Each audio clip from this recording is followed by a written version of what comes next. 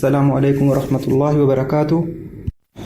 سورہ حجرات کے متعلق ایک بہت مشہور واقعہ ہے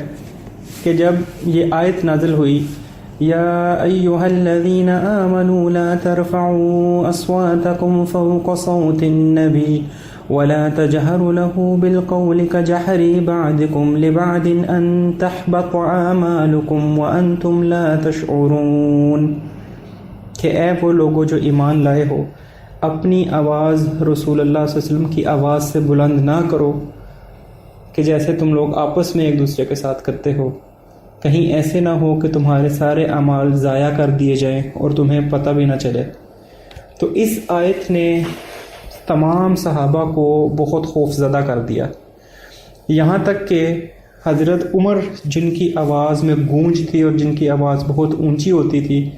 وہ حضور وسلم کے سامنے اس طرح سے بات کرنا شروع ہو گئے کہ کئی دفعہ رسول اللہ صلی اللہ علیہ وسلم کو کہنا پڑتا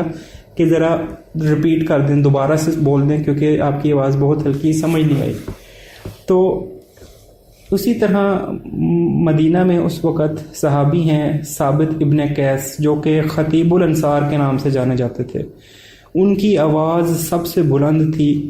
جنگ کے موقع پر یا کہیں پہ خطبہ دینا ہوتا کسی ایک مجمع کو، تو وہ حضرت ثابت بن قیس رضی اللہ عنہ جو ہیں وہ اس کام کے لیے بلائے جاتے تھے، اور ان کو جب اس آیت کا پتہ چلا تو وہ اتنے ڈر گئے کہ انہوں نے رسول اللہ صلی اللہ علیہ وسلم کے پاس آنا ہی چھوڑ دیا۔ اور یہ چیز حضور پاک صلی اللہ علیہ وسلم نے بھی محسوس کی کہ کافی دیر سے ہم نے ثابت کو نہیں دیکھا رضی اللہ عنہ۔ تو انہوں نے جو حضرت ثابت رضی اللہ عنہ کے ہمسائے تھے ابو عمر، ان سے پوچھا کہ کیا بات ہے، کہیں وہ بیمار تو نہیں ہے؟ تو حضرت ابو عمر جو ہیں رضی اللہ عنہ وہ کہتے ہیں کہ نہیں یا رسول اللہ، میں ان کا ہمسایہ ہوں اور مجھے تو نہیں یہ بات پتہ چلی کہ وہ بیمار ہے، میں پتہ کر کے آتا ہوں۔ تو وہ صحابی جو ہیں وہ جاتے ہیں اپنے ہمسائے کا پتہ کرنے، اور جب دروازے پہ دستک دیتے ہیں اور حضرت ثابت رضی اللہ عنہ دروازہ کھولتے ہیں تو وہ دیکھتے ہیں کہ ان کے کافی زیادہ رونے کی وجہ سے ان کی آنکھیں جو ہے نا وہ رونے کے آثار ان کی آنکھوں میں ظاہر تھے۔ تو انہوں نے پوچھا کیا بات ہے ثابت، کیا ہو گیا؟ تو ثابت رضی اللہ عنہ فرماتے ہیں کہ تمہیں پتہ نہیں ہے وہ جو سورہ حجرات کی دوسری آیت ہے کہ جس میں اپنی آواز کو نبی کی آواز سے صلی اللہ علیہ وسلم کی آواز سے نیچے رکھنے کا حکم دیا گیا ہے، وہ میرے لیے تو نازل ہوئی ہے، اور اس کی کیونکہ سب کو پتہ ہے کہ میری آواز سب سے بلند ہے، تو یہ اللہ تعالیٰ نے مجھے جو ہے نا وہ جہنم میں پھینکنے کا جو فیصلہ ہے وہ اس آیت میں سنا دیا ہے، اور اسی وجہ سے میں رسول اللہ صلی اللہ علیہ وسلم کی مجلس میں آنا جو ہے وہ رک گیا ہوں۔ اور جب یہ بات ساری جا کر رسول اللہ صلی اللہ علیہ وسلم کو بتائی گئی تو انہوں نے کہا کہ نہیں، ثابت رضی اللہ عنہ تو اصل میں اہل الجنت میں سے ہیں۔ اور جب حضرت ثابت کو اس بات کا علم ہوا تو انہوں نے خوشی میں اللہ اکبر کے نعرے لگانا شروع کر دیے اور دوبارہ سے حضرت پاک صلی اللہ علیہ وسلم کی مجلس میں آنا بھی شروع کر دیا۔ اس پورے واقعے میں سے ایک جو بڑے قابل غور بات ہے وہ یہ ہے کہ ایک صحابی جو حضرت پاک صلی اللہ علیہ وسلم کے پاس آنا کچھ دن کے لیے رک گئے، تو حضور پاک صلی اللہ علیہ وسلم نے اس چیز کو بھی نوٹس کیا کہ یار میرا صحابی ایک آیا کرتا تھا وہ آ نہیں رہا۔ اتنے 100 صحابیوں میں سے حضور پاک صلی اللہ علیہ وسلم نے بھی اس صحابی کو یاد رکھا اور پھر اس کا پتہ کروایا۔ تو جب ہم درود شریف پڑھتے ہیں، جب ہم حضور پاک صلی اللہ علیہ وسلم پر سلام بھیجتے ہیں، اللہم صلی علی محمد وعلی آلہ وصحبہ وسلم، تو حضور پاک صلی اللہ علیہ وسلم نے ہمیں بتایا کہ اللہ کے کچھ فرشتے ہیں جو پوری زمین پہ پھیلے ہوتے ہیں، اور وہ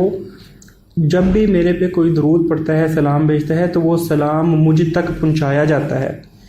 تو یعنی کہ ایک قسم کی ہماری حاضری یا ہمارا نام بھی حضور پاک صلی اللہ علیہ وسلم تک پہنچایا جاتا ہے۔ تو آپ بھی حضور پاک صلی اللہ علیہ وسلم کے ساتھ ایک طرح سے ان کی مجلس میں شامل ہو سکتے ہیں، یا کم از کم ان کے سامنے آپ کا ذکر ہو سکتا ہے، بشرطے کہ آپ درود شریف کی کثرت کریں۔ اور جب کبھی مس ہو جائے تو ہو سکتا ہے حضور پاک صلی اللہ علیہ وسلم بھی آپ کو یاد کرتے ہوں کہ یار اس کا درود آتا تھا تو وہ آ نہیں رہا۔ تو اس واقعے سے ہمیں ایک یہ سبق بھی لینا چاہیے کہ ہم یہاں سے کثرت درود، حضور پاک صلی اللہ علیہ وسلم پر درود اور سلام بھیج کر ہم ان کے ساتھ قربت کا جو ہے ایک اور موقع وہ حاصل کر لیں۔ اور اوبیسلی خاص طور پہ جو اس آیت کا جو ایگزیکٹ پیغام ہے کہ نبی کی آواز سے اپنی آواز کو اونچا نہ کرو، اس کے مفہوم میں یہ بھی آ جاتا ہے کہ ہمیں جب کوئی حدیث کا پتہ چل جائے کہ رسول صلی اللہ علیہ وسلم نے اس موقع پر یا اس حکم کے بارے میں یہ حدیث فرمائی ہے، تو اس کے بعد ہماری اپنی کوئی اس کے ایشو کے بارے میں رائے نہیں ہونی چاہیے، کیونکہ اگر ہمیں پتہ چل جائے کہ ایک چیز، ایک مسئلے کے بارے میں حکم موجود ہے حدیث میں، تو اس کے بعد میری رائے کی کوئی اہمیت نہیں ہونی چاہیے، ورنہ میں اس آیت کے زمرے میں آ سکتا ہوں کہ کہیں میں نے اپنی آواز کو یا اپنی رائے کو رسول اللہ علیہ وسلم کی آواز یعنی حدیث یا ان کی رائے یعنی ان کے حکم کے اوپر تو نہیں مسلط کر دیا۔ تو ہمیں اس چیز کو بھی مد نظر رکھنا ہے، اور ہم نے درود شریف کی کثرت جو ہے وہ کرنی ہے، تاکہ ہم بھی حضور پاک صلی اللہ علیہ وسلم کے ساتھ جو ہے دنیا اور آخرت میں اپنا ایک ایسا تعلق قائم کریں کہ جو پھر ہمیں جنت میں ان کے قریب ترین ان کا ہمسایہ بنا سکے۔ اللہ تعالی ہمیں اپنے دین کی سمجھ، اپنے نبی سے محبت اور دین پر عمل کرنے کی توفیق عطا فرمائے۔ وآخر الدعوانا ان الحمد للہ رب العالمین۔ السلام علیکم۔